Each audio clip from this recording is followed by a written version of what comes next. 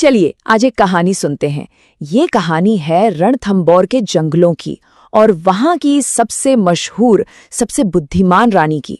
एक बाघिन जिसका नाम था मछली। उसे लोग कहते थे रणथंभौर की शान। लेकिन सुनिए, ये शोहरत सिर्फ उसकी ताकत की वजह से नहीं थी ना। मछली तो एक लेजेंड बन चुकी थी अपनी जबरदस्त, अपनी कमाल की चतुराई के लिए। लेकिन देखिए, हर बड़ी कहानी में एक मोड़ आता है, एक चुनौती आती है। मछली की कहानी में ये चुनौती थी बुढ़ापा। एक ऐसा वक्त जब जिस्मानी ताकत तो ढलने लगती है, लेकिन तजर्बे से मिला दिमाग वो और भी ज्यादा पैना हो जाता है। गलत मत समझिए, मछली अभी भी एक माहिर शिकारी थी। शिकार करना उसके लिए कोई बड़ी बात नहीं थी। लेकिन असली मुश्किल तो शिकार करने के बाद शुरू होती थी। सोचिए, इतनी मेहनत से किए शिकार को बचाना कैसे है। तो अब मैदान में दो खिलाड़ी थे। एक तरफ जंगल के नए जवान बाघ, ताकत से भरे हुए, जो पलक झपकते ही उसका खाना छीन सकते थे। और दूसरी तरफ थी हमारी मछली, जिसके पास सालों का तजुर्बा और चालाकी का खजाना था, पर वो पुरानी ताकत नहीं थी। अब वो अपने शिकार के लिए लड़ नहीं सकती थी। तो सवाल ये है कि वो करती क्या?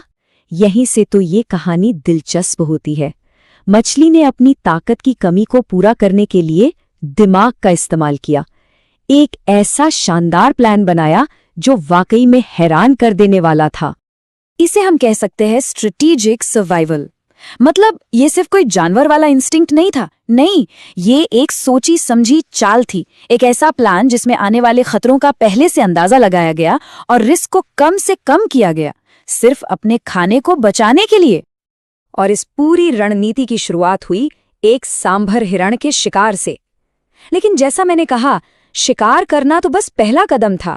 असली खेल, मछली की असली जीनियस तो इसके बाद शुरू हुई। तो उसने किया क्या? ध्यान से सुनिए। उसने एक बड़ा सिस्टमैटिक प्लान फॉलो किया। स्टेप 1, एक बड़े सांभर हिरन का शिकार किया, ठीक है। स्टेप 2, उस पूरे शिकार के 3 अलग अलग हिस्से किए। और फिर आया सबसे जरूरी स्टेप 3, उन तीनों हिस्सों को अलग अलग खुफिया जगहों पर छिपा दिया। सोच सकते हैं, कमाल का दिमाग था। तो इस प्लान का फायदा क्या हुआ? ये सिर्फ चालाकी नहीं थी, ये तो ब्रिलियंट था। और यहीं से हमें वो सबक मिलता है कि कैसे दिमाग असल में सबसे बड़ी ताकत है। इस प्लान के पीछे का लॉजिक बहुत सिंपल पर बहुत गहरा था। मछली को ये पता था, उसे अंदाजा था कि कोई न कोई दूसरा बाघ आएगा और उसके खाने का एक हिस्सा ढूंढ ही लेगा। तो उसने क्या किया? उसने इस होने वाले नुकसान को ही अपने प्लान का हिस्सा बना लिया। और नतीजा ये हुआ कि हाँ, हो सकता है एक हिस्सा चला जाए, लेकिन उसके बदले में बाकी के 2 हिस्से तो वो सुकून से खा सकती थी।